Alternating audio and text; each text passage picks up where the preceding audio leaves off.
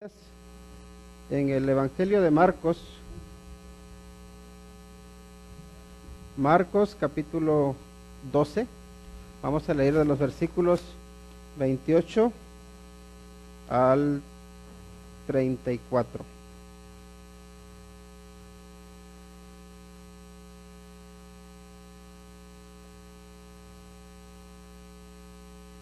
¿Lo tenemos?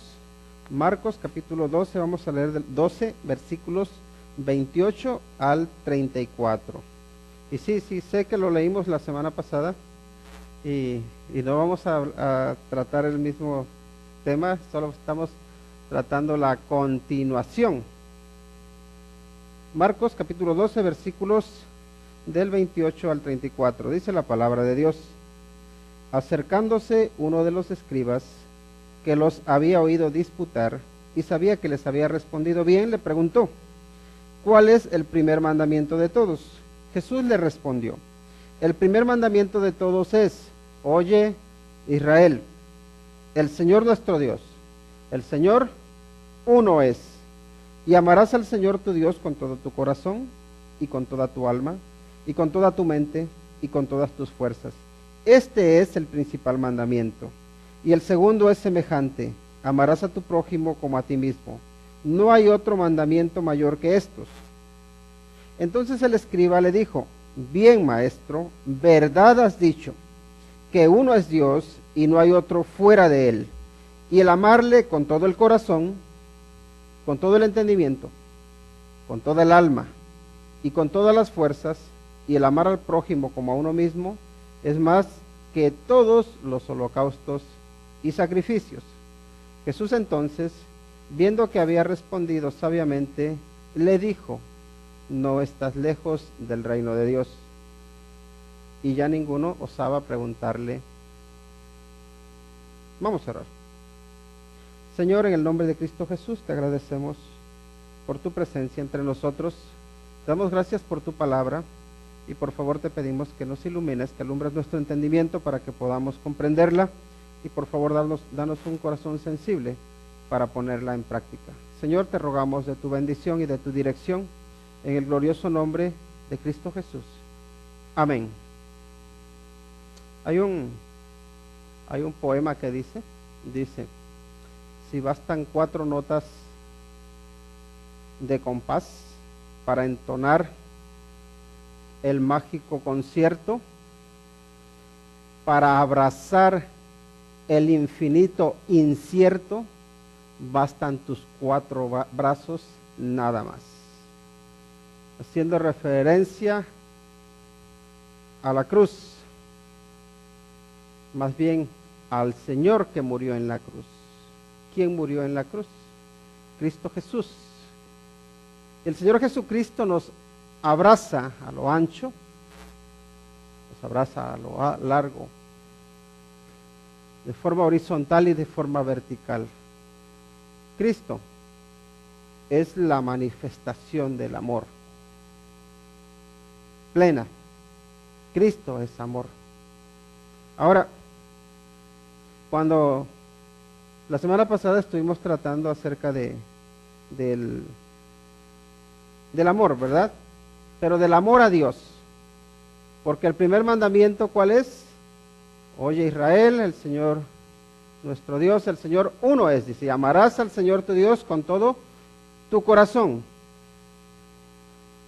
Pero después viene el segundo mandamiento, que tiene que ver con, dice, y el segundo es semejante, y es: amarás a tu prójimo como a ti mismo. Amar al prójimo como a uno mismo. Y claro, la verdad es que definir el amor no es fácil. Pero primero, para poder amar, creo que es bueno que entendamos lo que es el amor. Y a ver qué les parece esta definición. El amor es más que una emoción. Es un proyecto sin fin y una labor que realizar día a día. ¿Puede ser eso el amor? Más que una emoción. El amor lleva emoción, ¿verdad? Pero a veces no lleva emociones, como ya veíamos. Hay veces que el amor es solo una decisión, pero es mucho mejor, es mucho más pleno cuando el amor se manifiesta en las decisiones, pero también en las emociones. Porque a veces nuestras decisiones, a veces nuestras actuaciones son solo por decir lo tengo que hacer y nos convertimos un poco o mucho en legalistas. Y ya luego las personas cuando ya se ponen un poco románticas y piensan en la faceta del amor que tiene que ver solo con las emociones, dicen que el amor agudiza todos los sentidos, menos el sentido común. ¿Puede ser eso? Que el amor agudice todos los sentidos menos el sentido común. Pregúntaselo a los jóvenes. Cuando se enamoran, no ven defectos en la persona, solo ven cosas buenas. Y luego las personas que están fuera están viendo muchos defectos. Ahora, el sentido común se duerme, pero los demás sentidos, ¿cómo están? Despiertos, y más que despiertos, ¿no? Pero podríamos decir que ese es el verdadero amor, o que eso es una manifestación, podríamos decir, del amor a medias. Porque si nos ponemos a pensar en lo que es el amor más que solo una emoción, el amor también es un compromiso. El amor, si ya vemos ahora vamos a profundizar un poco más en ello, pero si vamos a la definición del amor según nos la manifiesta ahí 1 Corintios capítulo 13, nos vamos a dar cuenta que el amor es mucho más que una sola emoción. Ahora, me gusta esta frase que dice: la medida del amor es el amor sin medida. La medida del amor es el amor sin medida. Pero ¿saben qué? El amor también podríamos decir que es una palabra. Es solo una palabra, es un vocablo, es un concepto que está vacío hasta que viene alguien y lo llena y le da sentido. Podemos decir que el amor es una palabra vacía hasta que viene alguien y la llena. Y eso tiene que ser realidad en cada uno de nosotros. ¿Por qué? Porque todos hablamos de amor. Pero ¿saben qué? Hablamos del amor como un concepto, como una palabra, como un vocablo, pero esa palabra, ese concepto, cobra o llega a tener sentido cuando la persona de Jesucristo llega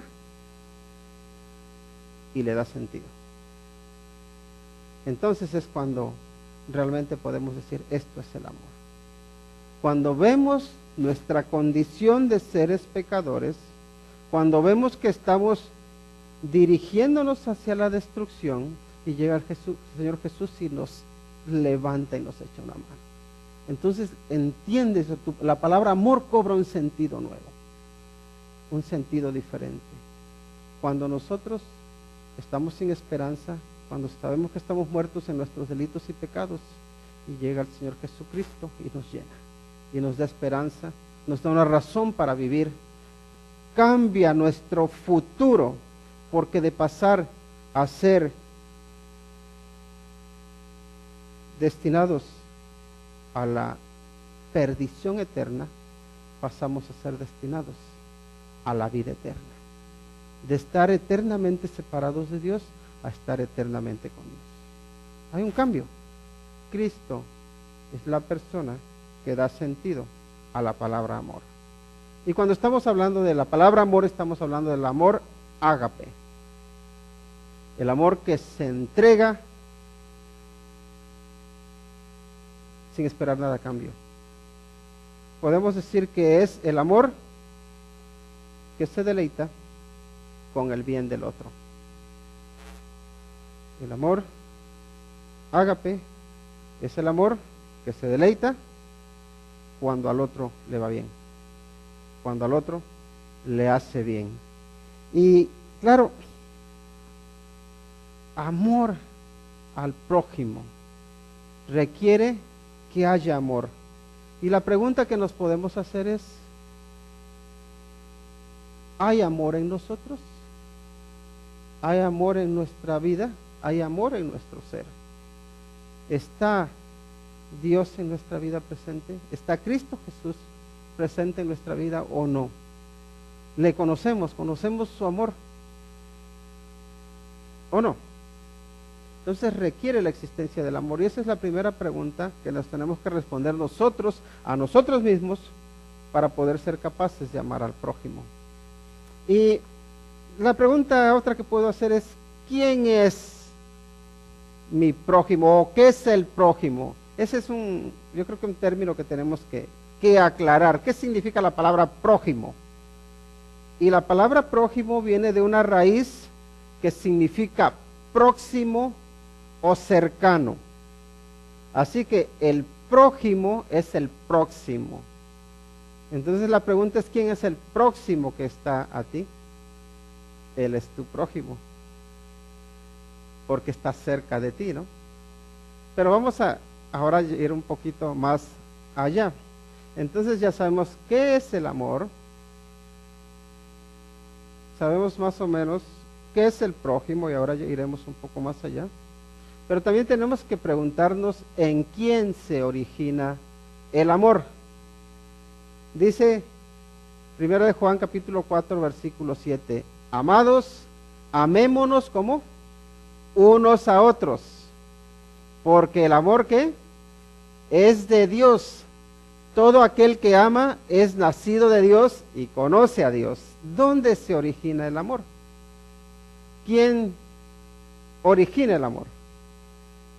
Es Dios, porque Dios es amor, ¿verdad?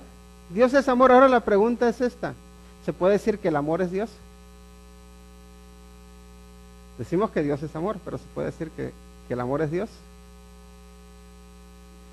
Y yo diría que no. Yo diría que el amor es un atributo de Dios, pero el amor en sí no se puede deificar, porque también decimos que Dios es santo,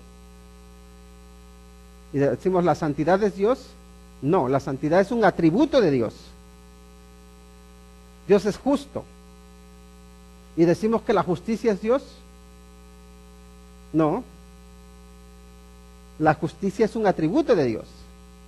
Dios es recto. ¿La rectitud es Dios? No, la rectitud es un atributo de Dios. ¿Por qué digo esto? Porque hay personas que lo que dicen es, si tú amas, ya estás bien, y le das al amor el lugar del Salvador, al amor en sí. Entonces nos vamos al atributo, nos vamos a la característica en lugar del ser real.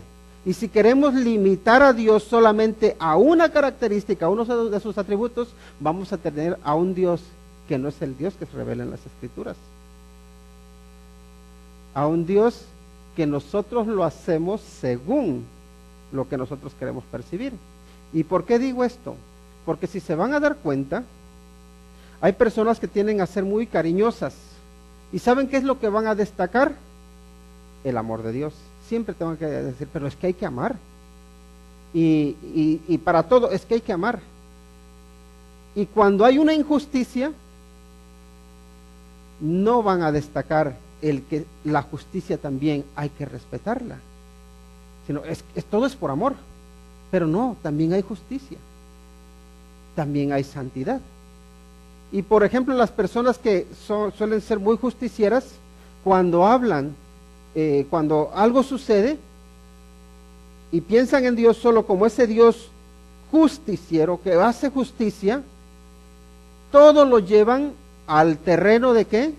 Del castigo, al terreno de, es que las cosas en su sitio, es que hay que hacer justicia, y entonces dejamos a un lado ¿qué? El amor, y nos convertimos ¿qué? En justicieros y en ajusticiadores. Y luego también podemos hablar de la misericordia, ¿no? Y de todas las características de Dios. Pero hay que pensar en que el amor tiene su origen en Dios. Dios es amor. Y nosotros si amamos, ¿es por qué? Porque Dios nos amó primero, dice su palabra, ¿no? Por eso somos capaces de amar, porque nosotros, por nosotros mismos, no seríamos capaces de amar. ¿Por qué? Porque el amor no es intrínseco del ser humano, el amor tiene origen divino. Nace se origina en la divinidad, pero quiero ir un pasito más adelante. ¿Por qué? Porque la siguiente pregunta es, ¿de dónde nace el amor? Primero era, ¿de dónde se origina el amor? Pero también, ¿de dónde nace el amor? Miren lo que dice ahí en 1 de Timoteo 1:5. Dice, pues el propósito de este mandamiento, dice, es el amor nacido ¿de qué? De corazón limpio y de buena conciencia y de fe no fingida. El amor tiene el origen en Dios. ¿Dónde nace el amor? Y dice que nace en un corazón limpio, un corazón que tiene buena conciencia y una fe no fingida. ¿Dónde nace el amor que hay en nosotros? Debería nacer en un corazón limpio. La pregunta es, ¿siempre nace nuestro amor de un corazón limpio? Sí, el amor ágape, el amor de Dios sí nace de un corazón limpio, pero el amor que nosotros llamamos muchas veces amor, que es más esa conveniencia, que es más la autosatisfacción, la autocomplacencia, el placer personal, generalmente no es el verdadero amor. Y no sale de un corazón limpio. No nace de un corazón limpio, suele nacer de un corazón egoísta, suele nacer de un corazón interesado, incluso suele nacer de un corazón morboso, de un corazón que no tiene limpieza, sino que está contaminado. Suele ser así, porque el amor de Dios nace de un corazón limpio, de buena conciencia.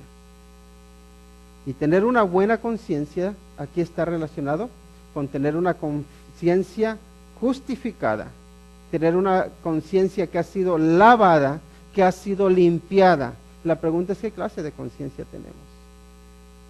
Y luego también la fe no fingida. ¿Por qué? Porque muchas veces nuestra fe no es tanto. Nuestra fe muchas veces es como una máscara que nosotros nos ponemos. ¿Y saben qué? La fe es algo que se vive, es algo que te lleva a confiar, es algo que te lleva a esperar. Y bueno, sabemos lo que nos dice ahí Hebreos, ¿no? Que es pues la fe, la certeza de lo que se espera, la convicción de lo que no se ve. Entonces, ¿es posible tener una fe fingida?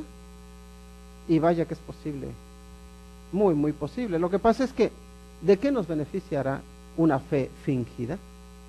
No nos beneficia de nada. ¿Por qué? Porque entonces si tenemos una fe fingida, tendremos una conciencia que finge estar limpia, tendremos un corazón que finge amar, tendremos una vida que finge agradar a Dios, pero al final será una vida vacía, una vida sin sentido. Entonces, el amor nace de un corazón limpio. Por eso es importante que tengamos un corazón limpio, para que podamos amar así como el Señor Jesucristo nos amó. Entonces, y ahí está la otra pregunta, ¿no? ¿De qué está lleno nuestro corazón? Que está implícito. Seguimos adelante, y también podemos decir que el amor al prójimo presupone, o para poder amar al prójimo, se presupone que hay un amor personal. Como dice, y el segundo es semejante, ¿no? El mandamiento dice, amarás a tu prójimo como a ti mismo, ¿no? Entonces aquí el Señor Jesucristo está midiendo la medida en que tú debes amar al prójimo, es la medida con la que te amas a ti, ¿no? Y me acuerdo que una vez me decía, bueno, ¿y qué tal si yo lo que quiero es matarme? Digo, ¿y tú crees que eso es amor para ti? Eso es odio hacia ti. ¿Por qué? Porque el amor hacia uno mismo tiene que ver con uno desear el bien para sí mismo. La pregunta es, ¿deseamos el bien para nosotros mismos? Normalmente toda la persona que está cuerda, que es normalita, así como nosotros, ¿somos normalitos? Espero que sí. Normalmente no quiere el bien para sí mismo, ¿o no? Eso es lo normal. Y de hecho yo creo que Dios ha puesto en nosotros ese sentido, ese deseo de la supervivencia, de que busquemos nuestro bien. Y yo creo que no es malo buscar nuestro bien. Lo malo es que por querer buscar bien estemos pisoteando a los otros. Que a las personas las veamos como herramientas o como instrumentos a los cuales utilizar para nosotros alcanzar nuestras metas. Y entonces lo que es amor desaparece. Es más, no hay nada de amor. Lo que hay es egoísmo. Pero ahora la pregunta es, ¿nos amamos a nosotros mismos? Nos amamos en el buen sentido de la palabra. Nos valoramos a la luz de lo que somos en Cristo Jesús. Saben que muchas veces nosotros no nos amamos porque no estamos viendo la obra que Cristo está haciendo en nuestra vida. Muchas veces hasta nos menospreciamos, ¿o no? Pensemos cuando nos comparamos con una persona que es más alta que nosotros, más guapa que nosotros, más inteligente que nosotros. ¿Cómo nos vemos a nosotros mismos? ¿Estamos contentos de decir, Señor, gracias porque soy así? O decimos, Señor, ¿por qué no me diste 10 centímetros más? O Señor, ¿por qué no me quitas unos kilitos? ¿O por qué no me añades unos kilitos? Porque no nos olvidemos que están quienes quieren perder kilos, pero también que están quienes quieren ganar kilos. Ay, Señor, ¿por qué me diste esta narizota? ¿Por qué me diste estos ojos? ¿O por qué será que a mí siempre me andan saliendo espinillas? Y tantas cosas. ¿Por qué tengo este pelo? Porque la pregunta es, ¿nos amamos? ¿Nos valoramos? Y cuando hablo de amarnos, no hablo de convertirnos en ególatras, sino de valorar, de estar agradecidos por la obra que Dios ha hecho en nosotros. La obra que Dios está haciendo en nosotros, porque ¿saben qué? Dios sí nos ama. Y Dios cuenta con nosotros y nos ve como una obra que sí todavía está en proceso, pero que su finalidad es la perfección, que su finalidad es que nos parezcamos cada vez más a Cristo Jesús. Una obra que llegue a estar completa, ¿no? Entonces hay que valorarnos y podemos decir amarnos a la luz de lo que somos en Cristo Jesús. ¿Quién eres en Cristo? ¿Eres una nueva criatura? Eres una persona que ha sido redimida, que ha sido comprada, que ha sido rescatada, que tienes un nuevo sentido, que tienes esperanza, que tienes vida eterna, si estás en Cristo. Y eso no es para menospreciarlo, eso es para valorarlo. Ahora, ¿qué pasa? Muchas veces nosotros al prójimo, ¿saben qué? No lo valoramos, no valoramos la obra que Dios está haciendo en él o en ella. ¿Por qué? Porque a veces al prójimo no lo vemos como un hijo de Dios, especialmente aquellos que son hijos de Dios. Los vemos como, a veces como el que me cae gordo, como la que me cae gorda, que me cae mal, que me ofende, que su presencia me insulta.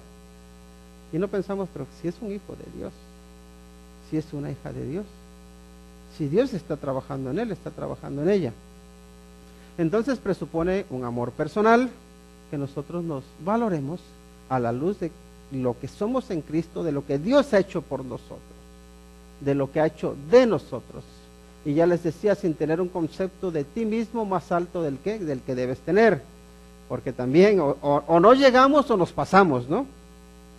A veces nos odiamos, a veces estamos hundidos porque no estamos contentos de nada de cómo somos, pero a veces nos vamos al otro lado, a veces nos creemos que decimos, te pasaste, Señor, te pasaste conmigo, ¿no? A veces vamos ahí y ya lo que hacemos es darnos culto a nosotros mismos. Y como dice la palabra de Dios, dice, digo, pues por la gracia que me es dada, a cada cual que está entre vosotros, o sea, cada uno en particular nos dice esto, que no tenga más alto concepto de sí que el que debe tener. no tengas de ti un concepto más alto que el que debes tener, dice, sino que piense cada uno de sí como con cordura, conforme a la medida de fe que Dios repartió a cada uno. Entonces debemos pensar sobre nosotros mismos, sí, con ese amor que Cristo pone en nuestra vida, pero pensar de nosotros con cordura. ¿Por qué? Porque también nos vamos al otro extremo. Cuando generalmente nos valoramos a nosotros mismos sin cordura, también valoramos a los demás sin cordura. Y tendemos a menospreciar. ¿Por qué? Porque nos creemos que estamos por encima. Y no estamos por encima de nadie. Luego, también miren lo que nos dice: nadie aborrece a su propio cuerpo, sino que lo cuida y lo sustenta, ¿verdad? Ahí estaba hablando acerca de la necesidad de uno proteger a su esposa, y también de cómo Cristo protege a su esposa. Pero en ese proceso también dice: nadie aborreció jamás a su propia carne, dice, sino que la sustenta y la cuida, como también Cristo a la iglesia. Y es normal que cuando nosotros tenemos hambre, ¿qué hacemos? Nos alimentamos, comemos. Cuando algo está mal en nosotros, vamos a buscar ayuda, buscamos solucionar los problemas que tenemos, y eso está bien. No está mal, porque también luego hay por ahí algunas teorías locas, ¿no? Que dicen que solamente nosotros nos movemos por egoísmo, que no solamente hacemos las cosas porque nos convienen, y si no las hacemos es porque, y si no nos conviene no las haríamos. Pero no es así. No hay que irse a esos extremos. Ahora, es necesario amarse uno mismo, pero también es necesario que una vez que nosotros sabemos quiénes somos en Cristo, qué tan importantes somos para Dios, que también valoremos qué tan importantes son otras personas para Dios. Y en el Evangelio de Lucas, el capítulo 10, de los versículos 25 al 37, ahí los tienen reflejados en la pantalla, acaba el Señor Jesucristo de hablar del gran mandamiento. Y después del gran mandamiento, miren lo que sucede. Dice: y aquí un intérprete de la ley se levantó y dijo, para probarle: Maestro, ¿haciendo qué cosa heredaré la vida eterna? Él le dijo: ¿qué está escrito en la ley? ¿Cómo lees? Aquel respondiendo dijo: amarás al Señor tu Dios con todo tu corazón y con toda tu alma y con todas tus fuerzas y con toda tu mente, y a tu prójimo como a ti mismo. Y sigue, dice: y le dijo: bien has respondido, haz esto y vivirás. Pero él, queriendo justificarse a sí mismo, dijo a Jesús: ¿y quién es mi prójimo? Ahí empezamos. ¿Quién es mi prójimo? Respondiendo Jesús, dijo: un hombre descendía de Jerusalén, ¿a dónde? A Jericó. Siempre cuando uno va hacia Jerusalén, normalmente uno sube a Jerusalén. Cuando uno sale de Jerusalén, normalmente baja de Jerusalén o desciende de Jerusalén. ¿Por qué? Porque Jerusalén, recuerden que está sobre un monte. Por eso están los salmos graduales, que son los salmos ascendentes, ¿no? De cuando la gente iba en peregrinación a Jerusalén, iban ascendiendo, y por eso se entonaban unos salmos que por eso se le llaman salmos graduales o salmos ascendentes, porque conforme ascendían, conforme subían, iban cantándolos. Entonces aquí tenemos al Señor Jesucristo que desciende de Jerusalén, ¿a dónde? A Jericó, ¿no? Y dice: y cayó en manos de ladrones, los cuales le despojaron e hiriéndole se fueron, dejándole medio muerto. Miren lo que está sucediendo. Aconteció, dice, que descendió un sacerdote por aquel camino y viéndole pasó de largo. Asimismo un levita, llegando cerca de aquel lugar y viéndole, ¿qué hizo? Pasó de largo. Los sacerdotes y los levitas recuerden que eran los responsables de atender las necesidades del templo. Eran los que, podemos decir, que de alguna manera harían la función que hacen los pastores hoy en día. Entonces se supone que eran los más estudiosos de la palabra del Señor, que eran los que debían administrar misericordia, de alguna manera, si podemos decirlo así. Entonces, dice, así mismo un levita, llegando cerca de aquel lugar y viéndole, pasó de largo. Dice, pero un samaritano que iba de camino, vino cerca de él, y viéndole, fue movido a misericordia. Esa me gusta, esa palabra, fue movido a misericordia. Y acercándose, vendó sus heridas, echándoles aceite y vino, y poniéndole en su cabalgadura, le llevó al mesón, ¿y qué hizo? Cuidó de él. Otro día, al partir, sacó 2 denarios y los dio al mesonero, y le dijo, cuídamele, y todo lo que gastes de más, yo te lo pagaré, ¿cuándo? Cuando regrese. Y ahora el Señor Jesucristo pregunta, ¿quién pues de estos 3 te parece que fue el prójimo del que cayó en manos de los ladrones? Él dijo, el que usó de misericordia con él. Entonces Jesús le dijo, ¿qué le dijo? Ve y haz tú lo mismo. Entonces la pregunta es, ¿quién es mi prójimo? Mi prójimo es el que está cercano, ¿verdad? Para amar al prójimo necesito reconocer al prójimo. Y ya decíamos que el prójimo es el que está cercano, el próximo a mí. La pregunta es, ¿se refiere la proximidad solo física, a la proximidad física, o también se refiere a la proximidad emocional, a la proximidad espiritual, a la proximidad del corazón? En realidad saben que el prójimo tuyo es aquel que está cerca de ti, el que está cerca de ti emocionalmente, al que amas, al que valoras. ¿Por qué? Porque puedes estar sentado al lado de una persona físicamente cerca y emocionalmente alejado, que en lugar de querer ayudarle, quieras destruirle, quieras acabarle. La pregunta, ¿hay alguna persona que esté cerca de ti físicamente, pero que emocionalmente quieras destruir? La siguiente pregunta es, ¿qué haces con esa persona?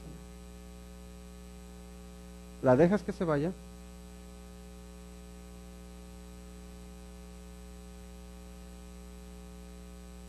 ¿Sin mostrarle de tu amor?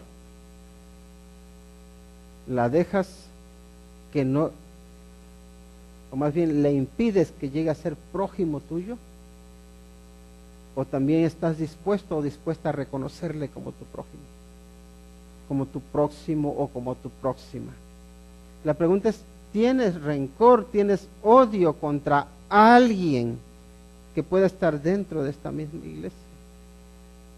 Que tengas rencor hacia esa persona y que ya no le veas como tu prójimo, que no le veas como tu próximo, sino que lo veas como tu enemigo o como tu adversario, como quien te está amargando la vida.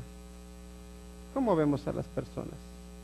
Dentro de nuestro ambiente, dentro de nuestro círculo, porque la pregunta es, reconocer al prójimo, ¿qué implica? Implica abrir los ojos y ver a las personas, o ver a las personas que tenemos a nuestro lado. Ahora, ¿quién está cercano a tu corazón? Todos los que estén cercanos a tu corazón van a ser tus prójimos. Pero tenemos que ir un poquito más allá, porque ¿saben qué? El Señor Jesucristo, si se dan cuenta, no responde a la pregunta conforme se la plantean. Él dice, le preguntan, ¿quién es mi prójimo? ¿Lo ven? ¿Quién es mi prójimo?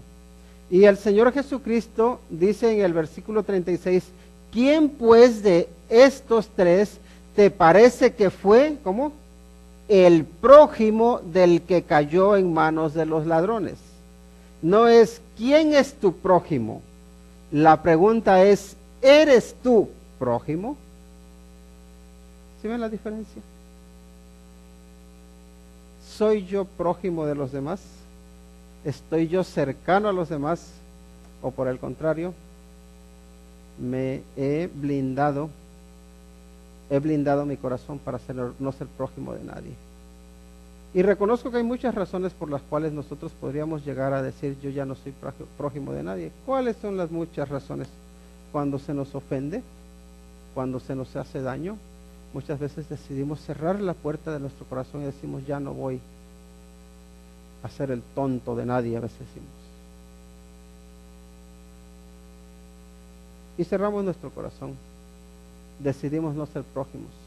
¿Cuántas mujeres hay que las hirieron, las lastimaron?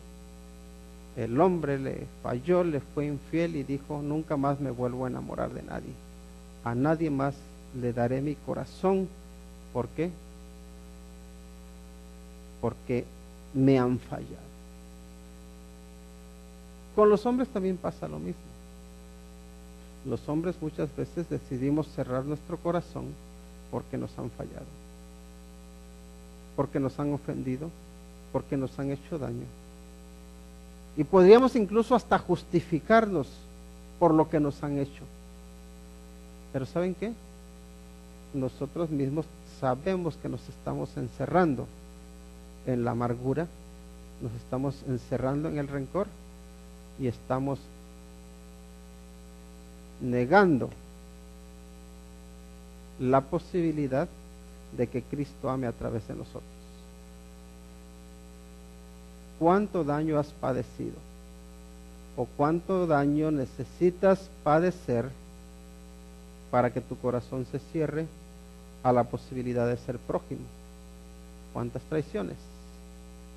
La pregunta tal vez sería, ¿cuánto estás dispuesto a perdonar para que tu corazón no se cierre, para que no dejes de ser prójimo? Y al Señor Jesucristo le dijeron, ¿cuántas veces de perdonar? Pedro le preguntó, 7 veces, como diciendo, eso ya es bastante, ¿no te parece? Y el Señor Jesucristo le dice, 7, no te digo que hasta 7, sino hasta 70 veces 7. De alguna manera implicando que nuestro corazón tiene la capacidad de poder abrirse para amar, incluso cuando parezca que es imposible. Todavía podemos salir de la amargura, todavía podemos salir del rencor, todavía podemos ser prójimos. Y reconozco que hay personas que abusan, que se aprovechan, que vienen a pedirte ayuda y cuando ya les has ayudado te traicionan. Cuando ya les has ayudado, lo mejor que hacen es decir, bueno, si te vi no me acuerdo. Pero no solamente hay personas que dicen si te vi no me acuerdo, sino que te buscan daño, te buscan el mal, e incluso salen y se van poniéndote como lo peor del mundo, cuando fuiste la única persona que estuvo dispuesta a extenderle la mano, a ayudarle cuando estaba caído o caída, luego te paga con una traición. Y duele, eso duele. Pues ¿saben por qué? Porque las traiciones duelen. ¿Saben por qué? Porque vienen de seres queridos, porque vienen de seres cercanos. Tú no esperas que te traicione un enemigo, te esperas que te ataque, ¿no? Es más, ni le llamas traición a eso. Eso es lo normal. Pero la pena es que vienen las traiciones de los seres queridos. Y cuando un ser querido te traiciona es lo que te duele, lo que te hace más daño. Especialmente cuando tú te has esforzado por ayudarle, por levantarle. Pero ni aún así estamos justificados para dejar de ser prójimos. Porque ¿saben qué? Este samaritano que pasaba por donde estaba ese hombre caído, no nos dice el Señor Jesús si el que estaba caído era judío. Parece ser que sí, porque si descendía desde Jerusalén es probable que él viniese, que fuese judío, pero no nos lo dice. Lo que sí nos dice es que los judíos más santos o más religiosos que podría haber en ese momento decidieron no ser prójimos de ese hombre que estaba caído. Y sin embargo, un samaritano al que lo consideraban que no era prójimo porque era ¿qué? De una raza que no era tan pura como la de ellos, que estaba contaminado tanto en su religión, tanto en su fe, como en su sangre, ese hombre decide ser prójimo del caído. Ese que parecía que no se merecía misericordia, sí es misericordioso. Y ahí el Señor Jesucristo les está dando esa lección. Y cuando este hombre decide ser prójimo, utiliza todo lo que tiene a su alcance para ayudar. ¿Por qué? Porque utiliza sus fuerzas, utiliza su medio de transporte, utiliza su dinero, utiliza su conocimiento para ayudar a este ser que se había caído, para ayudar a este hombre que había sido dañado. Pero ¿saben qué? La reacción de este samaritano podría haber sido la reacción de un prójimo justiciero. Haber dejado ahí tirado al hombre tirado, al hombre que había sido robado, que había sido golpeado, y decir, ¿dónde están esos canallas? Voy a buscarlos. Un poco a veces eso hace la policía, ¿no? Ven ahí al herido tirado, ¿para dónde se fueron los? Vamos para allá, y el herido, ahí que venga alguien a recogerlo, ¿no? Pudo haber hecho este hombre eso, porque podría haber sido de los justicieros, pero aquí en este caso él muestra misericordia. También podría haber sido el prójimo que dice, pero bueno, vamos a ver, si ese sacerdote, si un levita no le ayudaron, ¿yo cómo le voy a ayudar? A veces nosotros somos así. Nosotros a veces vemos a alguien que tiene una necesidad y dices, pero si yo soy pobre, que le ayuden los ricos, los que pueden, los que tienen, y les echamos la carga a ellos, ¿no? Y sí nos duele verle ahí, pero yo no le puedo ayudar. Y de esa enfermedad abunda. Somos muy buenos para escurrir el bulto. Pesa mucho, que se lo cargue el que está fuerte. No decimos, bueno, ¿y por qué no lo cargamos entre dos? Y a veces somos así.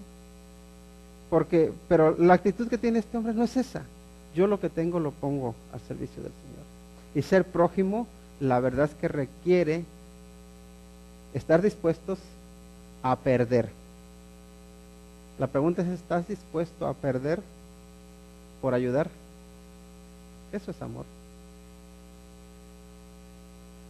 Cuando dices, aunque yo me estoy perjudicando, el bien que le estoy haciendo vale más que el mal que me estoy acarreando. Sin llegar a los extremos, ¿no? Porque también Dios nos ha dado la responsabilidad de proteger a los nuestros y todo lo que eso conlleva. Pero ahí está el ser prójimo. Entonces la pregunta es, ¿soy yo prójimo? No es quién es mi prójimo, sino ¿soy yo prójimo? ¿Eres prójimo? Y luego también lleva, el amar al prójimo lleva el ¿qué? El cumplimiento de la ley. Nosotros queremos cumplir la ley, amemos. Como dice, porque no adulterarás, no matarás, no hurtarás, no dirás falso testimonio, no codiciarás. Y cualquier otro mandamiento, dice, en esta sentencia se resume: amarás a tu prójimo como a ti mismo. El amor no hace mal al prójimo. Así que el cumplimiento de la ley es el amor. ¿Recuerdan que les comentaba? Tenemos ahí en la ley de Moisés 613 mandamientos. Y Dios en su sabiduría lo que hace es resumirnos todos esos mandamientos y nos los resume, nos da 10 mandamientos, ¿verdad? Pero todavía lo resume más y lo resume en un mandamiento que deriva en el amor. El amor a Dios. ¿Amas a Dios? ¿Amamos a Dios? Sí. ¿Verdad? ¿Y cómo demuestras que amas a Dios? Porque yo voy a la iglesia y le canto. Por eso amo a Dios. Porque yo voy a la iglesia y leo la Biblia. Porque yo voy a la iglesia y oro. Eso es bueno hacerlo. Es bueno hacerlo, porque nos ayuda a fortalecernos. Pero ¿sabes cómo demostramos amor a Dios? Amando al prójimo. ¿Por qué qué nos dice? Que si nosotros decimos que amamos a Dios, a quien no hemos visto, y aborrecemos al prójimo a quien hemos visto, nos estamos engañando. Eso no es amor. Eso es autoengaño. La pregunta es, ¿hago yo mal al prójimo? Y la verdad es que yo no sé si habrá alguien que se escape.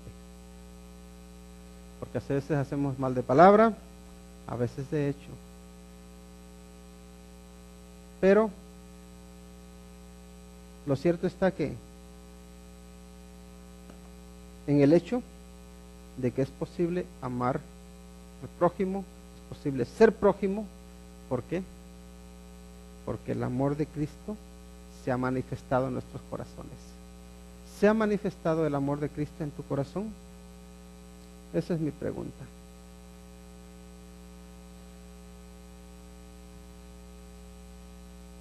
Amor es encontrar en la felicidad de otra persona tu propia felicidad. Amor es encontrar en la felicidad de otra persona tu propia felicidad. ¿Ese es su amor? Amor es el que manifiesta el Señor Jesucristo cuando nosotros, sin merecer siquiera ser llamados amigos, nos hace hijos. Cuando nosotros éramos enemigos, nos hace familia. Cuando nosotros estábamos muertos, nos da vida. Cuando nosotros éramos enemigos, nos hace amigos. ¿Saben qué? Si conoces el amor de Dios, si amas a Dios, eres útil para Dios. Si no amas a Dios, no le sirves a Dios. ¿Qué preguntó el Señor Jesucristo a Pedro antes de darle la responsabilidad o la tarea de apacentar a sus abejas? ¿Qué le dijo? Pedro, ¿me amas? Pedro, ¿me amas? Pedro, ¿me amas? Y Pedro sí le dice, aunque no te amo con todo el amor del que tú me estás hablando, sí te amo, Señor. No estoy seguro de mí mismo, pero sé que te amo.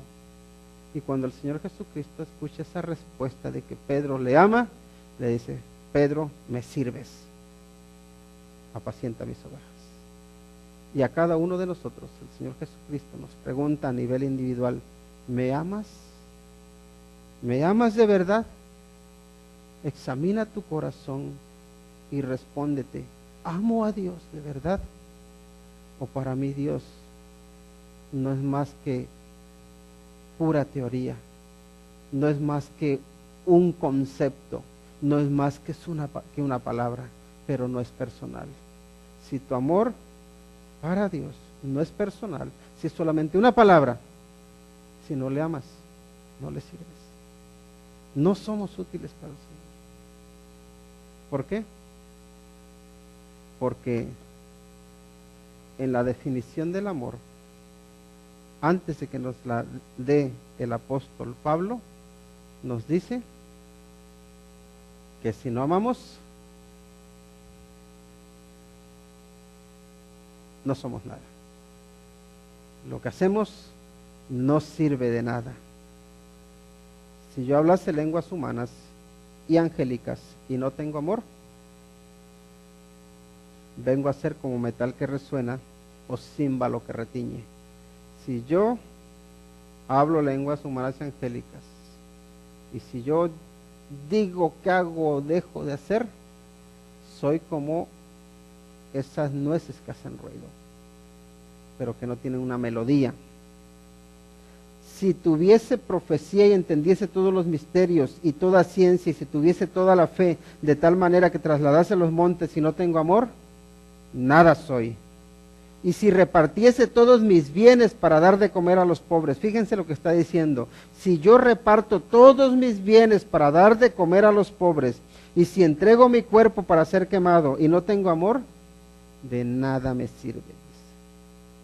Todo lo que yo haga sin amor es inútil, es inservible.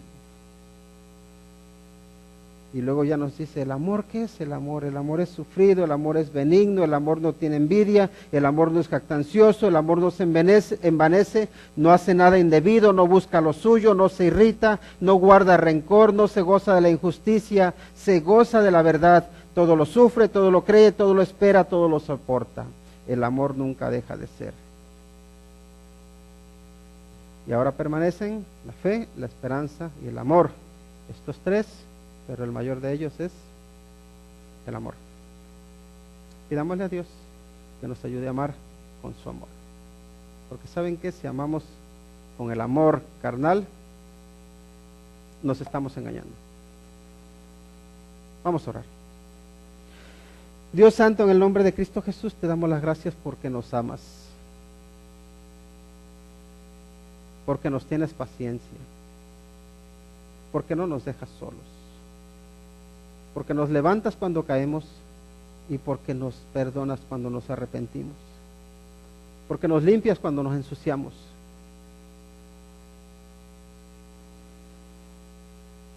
porque sigues siendo fiel incluso cuando nosotros somos infieles. Señor, te agradecemos por amarnos, por extender tus brazos y alargarlos hacia nosotros para recibirnos con un abrazo, con un amor que llega hasta la eternidad. Y Padre, te rogamos porque tú te manifiestes en nosotros con ese amor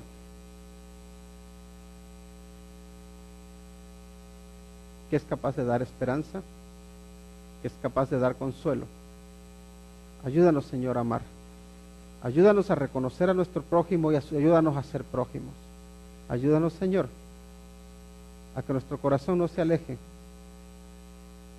de los demás, sino que esté cerca primero de ti y por consiguiente también de los que te necesitan. Padre, te pedimos de tu bendición, de tu dirección y que tu amor crezca en nuestra vida. Te lo rogamos en el nombre de Cristo Jesús. Amén.